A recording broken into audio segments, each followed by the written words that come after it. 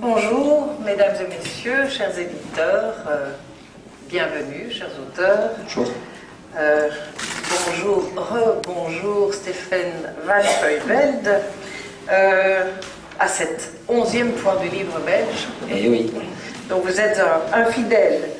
Alors, vous êtes, on le sait, l'éditeur des éditions Novellas, mais vous écrivez depuis longtemps des poèmes, des nouvelles, mais aujourd'hui vous arrivez avec un petit roman, mais un roman. Mais un roman. Mais un roman, avec un début, un milieu, une fin.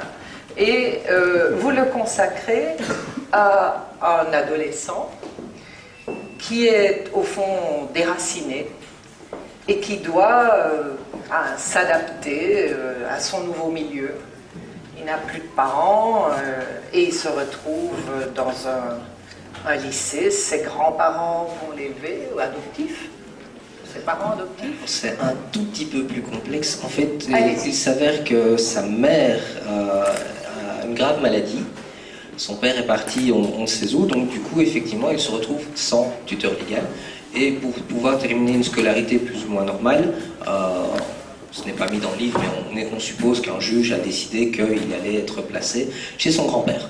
Donc, nouvelle ville, nouvelle vie et nouvel établissement scolaire surtout.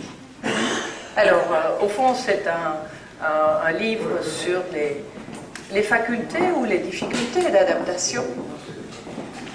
Je dirais plutôt les facultés, hein. Je suis un optimiste et je pense que toutes les difficultés que l'on va rencontrer sont surmontables. La seule chose qui importe, c'est de trouver soit les personnes qui vont vous aider à les surmonter, soit les outils.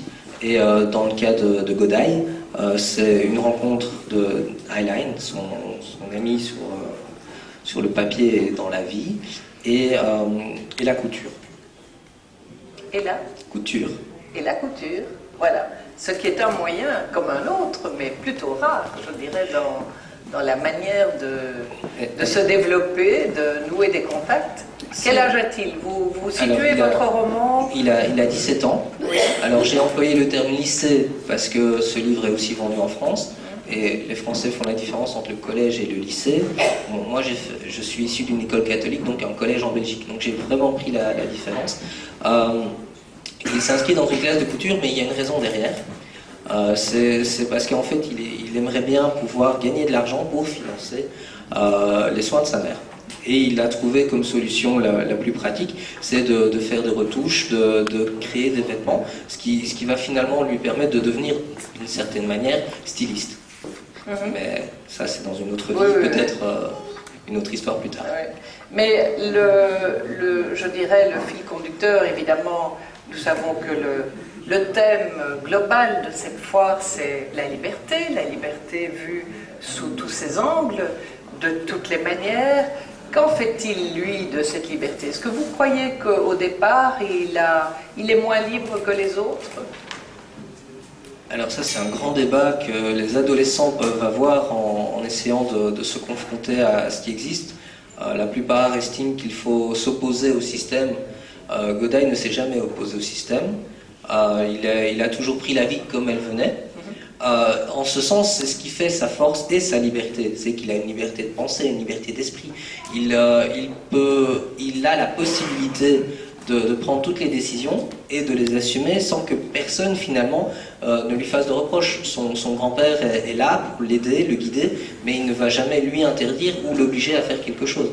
C'est une liberté dans les actes et dans la tête. Et heureusement, c'est un boy scout. Il a des valeurs morales qui font qu'il prend des bonnes décisions, tant pour lui que pour ses amis. Eh bien, alors, c'est votre premier roman. C'était difficile ou bien c'est venu naturellement après la poésie, les nouvelles et votre qualité d'éditeur en plus de ça? Alors en réalité, c'est le premier roman édité. Il y a eu Mail il y a 2 ans qu'on avait présenté, qui était un pseudo-roman puisque c'était 3 nouvelles avec la même thématique. Mais ici, c'est mon 7e ou 8e roman écrit. Les autres ne sont pas éditables, justement parce que la qualité littéraire n'était pas là, il faut les retravailler maintenant. Mais effectivement, c'est le premier long texte. Étrangement, j'ai eu peu de difficultés, parce que toutes les idées sont venues au fur et à mesure des rencontres. L'inspiration était assez rapide. Il faut savoir que j'écris assez vite finalement. Je pense une pièce de théâtre, ça peut être fait en 10 jours. Les poèmes, c'est entre 3 et 10 minutes. Peut-être plus quand je veux les retravailler ou qu'il y a une structure. Mais ce roman, Mel avait été fait en 18 heures, par exemple. Voilà. Et là, tout de même, combien 190, oui. 193 pages, voilà. Une petite illustration. Très bien. Eh bien alors, voilà, c'est peut-être le premier édité vrai roman. C'est pour des jeunes. Alors, à quel âge? C'est un public assez large parce que tous les sujets abordés peuvent être vus sous différents regards. On peut avoir un premier regard à 8-9 ans qui sera la découverte de l'histoire. Il y aura un regard à 16-17 ans où on est bien en plein milieu de l'histoire puisque les personnages ont entre 16 et 18 ans. Il y aura donc une identification possible. Et puis tous les gens qui ont dépassé cette période vont pouvoir regarder avec un recul critique en se disant oui, bah non, moi j'aurais jamais fait ça comme ça, ou il a de la chance, ou j'aurais aimé ne pas avoir de parents sur le dos. Et ben voilà. Donc voilà. Mais bon, bonne chance. Merci beaucoup. Merci. Alors je vais appeler Monsieur Noël Rixon.